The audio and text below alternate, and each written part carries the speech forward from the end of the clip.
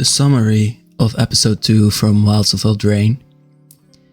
Sparks were dancing from Rowan Kenrith as she was moving along, because a power has awakened in her, and now she can't really keep it in.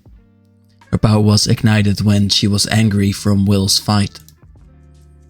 The small folk all around Eldraine took her into their homes.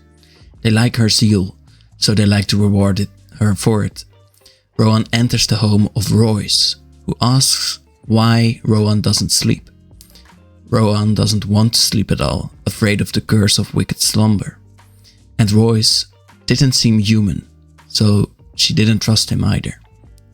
But she guided Rowan toward an old castle.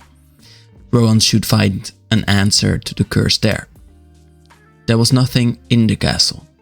Rowan feels things again, and the last time she felt things, she destroyed a mountain. This time she feels sleepy and goes to sleep on a bed that should not have been in the empty castle. She dreams of the same castle full of life.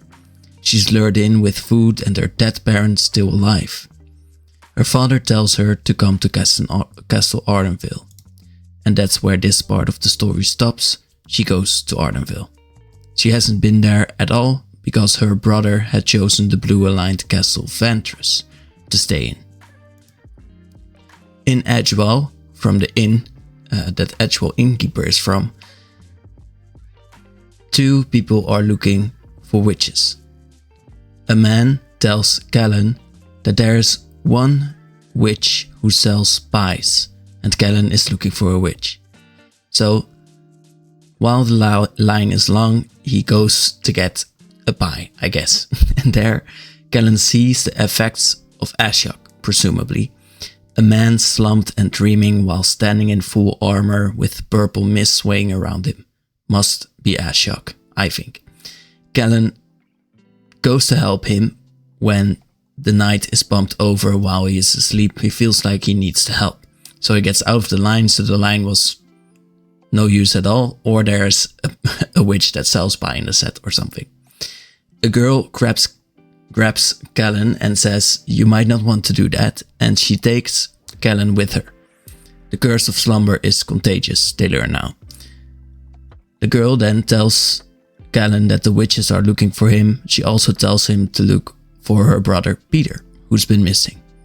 As Kellan doesn't have any other leads, he tells the girl to join him and look for her brother. The girl's name is Ruby. Ruby asks him where he got his small hilts. He just says that it's from the people who don't like people talking, because they are really from the Feylord.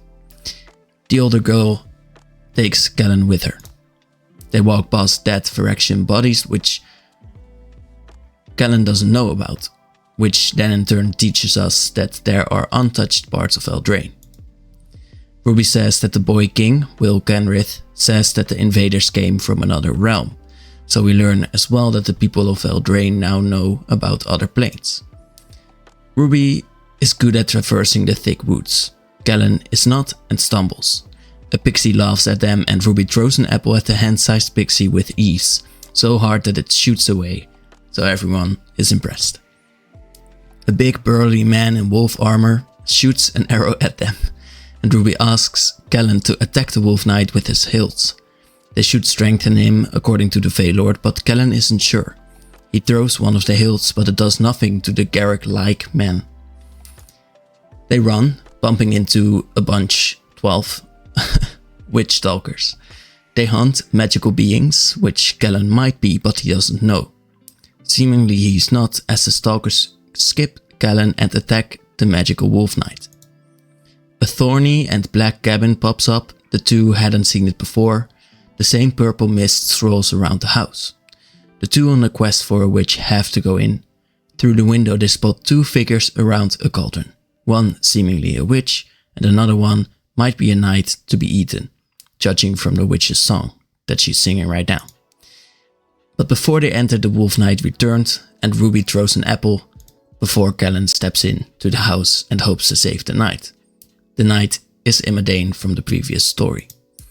Kellan bumps the witch into the cauldron, and that's basically that. But Imodain is too wounded to fight the Wolf Knight, and Kellan learns that knights aren't heroes at all moments. I feel like this will be an important lesson to him. Because the Wolf Knight enters and Imodain is immobile. But Ruby returns and throws something else at the knight, and he is revealed to be her brother who had been brainwashed by the witch. The three of them bring the cauldron to Talion, the Fey Lord, and Talion tells them to find the next witch, who is named Hilda. She is hidden, but the Ventress mirror Indralan can find her. The mirror has been moved by Gara Grandsquall to another place because, of course, Will is already in the castle and we don't want them to meet. I feel like that's the purpose here. The two only have to climb a beanstalk to find it, so Ruby and Kellan go to do that.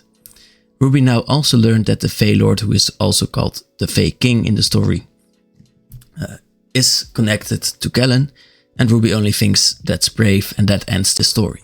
So she doesn't have any of the